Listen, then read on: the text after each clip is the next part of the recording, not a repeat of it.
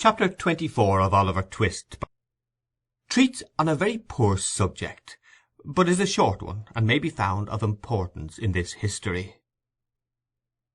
It was no unfit messenger of death who had disturbed the quiet of the matron's room. Her body was bent by age, her limbs trembled with palsy, her face, distorted into a mumbling leer, resembled more the grotesque shaping of some wild pencil than the work of nature's hand. Alas, how few of nature's faces are left alone to gladden us with their beauty! The cares and sorrows and hungerings of the world change them as they change hearts, and it is only when those passions sleep and have lost their hold for ever that the troubled clouds pass off and leave heaven's surface clear. It is a common thing for the countenances of the dead, even in that fixed and rigid state, to subside into the long-forgotten expression of sleeping infancy, and settle into the very look of early life. So calm, so peaceful do they grow again, that those who knew them in their happy childhood kneel by the coffin's side in awe, and see the angel even upon earth. The old crone tottered along the passages and up the stairs, muttering some indistinct answers to the chidings of her companion. Being at length compelled to pause for breath, she gave the light into her hand, and remained behind to follow as she might, while the more nimble superior made her way to the room where the sick woman lay. It was a bare garret room, with a dim light burning at the farther end. There was another old woman watching by the bed. The parish apothecary's apprentice was standing by the fire, making a toothpick out of a quill. "Cold night, Mrs. Corney," said this young gentleman as the matron entered. "Very cold indeed, sir," replied the mistress in her most civil tones, and dropping a curtsy as she spoke. "You should get better colds out of your contractors," said the apothecary's deputy, breaking a lump on the top of the fire with the rusty poker. "These are not at all the sort of thing for a cold night." "They are the board's choosing, sir," returned the matron. "The least they could do would be to keep us pretty warm, for our places are hard enough." The conversation was here interrupted by a moan from the sick woman. "Oh," said the young man, turning his face towards the bed as if he had previously quite forgotten the patient. "It's all U.P. there, Mrs. Corney." "It is it, sir?" asked the matron. "If she lasts a couple of hours I shall be surprised," said the apothecary's apprentice, intent upon the toothpick's point. "It's a break-up of the system altogether. Is she dozing, old lady?" The attendant stooped over the bed to ascertain, and nodded in the affirmative. "Then perhaps she'll go off in that way if you don't make a row," said the young man. "Put the light on the floor, she won't see it there." The attendant did as she was told, shaking her head meanwhile, to intimate that the woman would not die so easily. Having done so, she resumed her seat by the side of the other nurse, who had by this time returned. The mistress, with an expression of impatience, wrapped herself in her shawl, and sat at the foot of the bed.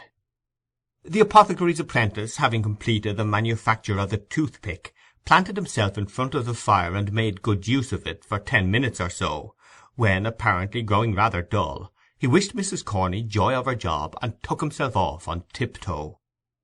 When they had sat in silence for some time, the two old women rose from the bed, and crouching over the fire held out their withered hands to catch the heat.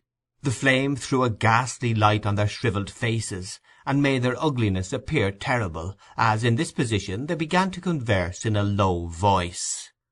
"Did she say any more, Annie dear, while I was gone?" inquired the messenger. "Not a word," replied the other. "She plucked and tore at her arms for a little time, but I held her hands, and she soon dropped off. She hasn't much strength in her, so we easily kept her quiet. I ain't so weak for an old woman, although I am on parish allowance. No, no." "Did she drink the hot wine the doctor said she was to have?" demanded the first. "I tried to get it down," rejoined the other, "but her teeth were tight set, and she clenched the mug so hard that it was as much as I could do to get it back again. So I drank it, and it did me good." Looking cautiously round to ascertain that they were not overheard, the two hags cowered nearer to the fire, and chuckled heartily. "I mind the time," said the first speaker, "when she would have done the same, and made rare fun of it afterwards." "Aye, that she would," rejoined the other. "She had a merry heart. A many beautiful corpses she laid out, as nice and neat as waxwork. My old eyes have seen them, aye, and those old hands touched them too, for I have helped her scores of times." Stretching forth her trembling fingers as she spoke, the old creature shook them exultingly before her face, and, fumbling in her pocket, brought out an old time-discoloured tin snuff-box, from which she shook a few grains into the outstretched palm of her companion, and a few more into her own. While they were thus employed, the matron, who had been impatiently watching until the dying woman should awaken from her stupor, joined them by the fire, and sharply asked how long she was to wait. "Not long, mistress," replied the second woman, looking up into her face. "We have none of us long to wait for death. Patience, patience. He'll be here soon enough for us all." "Hold your tongue, you doting idiot," said the matron sternly. "You, Martha, tell me, has she been in this way before?" "Often," answered the first woman. "But will never be again," added the second one. "That is, she'll never wake again but once, and mind, mistress, that won't be for long." "Long or short," said the matron snappishly, "she won't find me here when she does wake. Take care, both of you, how you worry me again for nothing. It's no part of my duty to see all the old women in the house die, and I won't, that's more. Mind that, you impudent old harridans. If you make a fool of me again, I'll soon cure you, I'll warrant you." She was bouncing away when a cry from the two women, who had turned towards the bed, caused her to look round. The patient had raised herself upright, and was stretching her arms towards them. "Who's that?" she cried in a hollow voice. "Hush, hush," said one of the women, stooping over her. "Lie down, lie down." "I'll never lie down again alive," said the woman, struggling. "I will tell her. Come here, nearer, let me whisper in your ear." She clutched the matron by the arm, and forcing her into a chair by the bedside, was about to speak, when, looking round, she caught sight of the two old women bending forward in the attitude of eager listeners. "Turn them away," said the woman drowsily. "Make haste, make haste." The two old crones, chiming in together, began pouring out many piteous lamentations that the poor dear was too far gone to know her best friends, and were uttering sundry protestations that they would never leave her, when the superior pushed them from the room, closed the door, and returned to the bedside. On being excluded, the old ladies changed their tone, and cried through the keyhole that old Sally was drunk, which indeed was not unlikely, since, in addition to a moderate dose of opium prescribed by the apothecary, she was labouring under the effects of a final taste of gin and water, which had been privily administered in the openness of their hearts by the worthy old ladies themselves. "Now, listen to me," said the dying woman aloud, as if making a great effort to revive one latent spark of energy. "In this very room, in this very bed, I once nursed a pretty young creature that was brought into the house with her feet cut and bruised with walking, and all soiled with dust and blood. She gave birth to a boy, and died. Let me think. What was the year again?" "Never mind the year," said the impatient auditor. "What about her?" "Aye," murmured the sick woman, relapsing into her former drowsy state. "What about her? What about— I know!" she cried, jumping fiercely up, her face flushed, and her eyes starting from her head. "I robbed her, so I did. She wasn't cold, I tell you, she wasn't cold when I stole it." "Stole what, for God's sake?" cried the matron, with a gesture as if she would call for help. "It," replied the woman, laying her hand over the other's mouth. "The only thing she had. She wanted clothes to keep her warm, and food to eat, but she had kept it safe, and had it in her bosom. It was gold, I tell you, rich gold that might have saved her life." "Gold?" echoed the matron, bending eagerly over the woman as she fell back.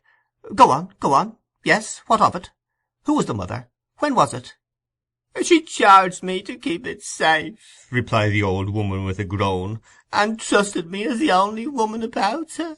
I stole it in my heart when she first showed it to me hanging round her neck, and the child's death perhaps is on me besides.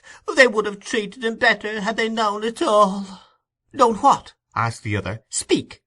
"The boy grew so like his mother," said the woman, rambling on and not heeding the question, "that I could never forget it when I saw his face. Poor girl, she was so young too. Such a gentle lamb. Wait, there's more to tell. I have not told you all, have I?" "No, no," replied the matron, inclining her head to catch the words, as they came more faintly from the dying woman. "Be quick, or it may be too late." "The mother," said the woman, making a more violent effort than before, The mother, when the pains of death first came upon her, whispered in my ear that if her baby was born alive and thrived, the day might come when it would not feel so much disgrace to hear its poor young mother named. And oh, kind heaven, she said, folding her thin hands together, whether it be boy or girl, raise up some friends for it in this troubled world, and take pity upon a lonely, desolate child, abandoned to its mercy." "The boy's name?" demanded the matron. "They called him Oliver," replied the woman feebly. "The gold I stole was—" "Yes, yes, what?" cried the other. She was bending eagerly over the woman to hear her reply, but drew back instinctively as she once again rose slowly and stiffly into a sitting posture, then, clutching the coverlid with both hands, muttered some indistinct sounds in her throat, and fell lifeless on the bed. "Stone dead," said one of the old women, hurrying in as soon as the door was opened. "And nothing to tell, after all," rejoined the matron, walking carelessly away. The two crones, to all appearance too busily occupied in preparations for the dreadful duties to make any reply, were left alone, hovering about the body. Chapter 24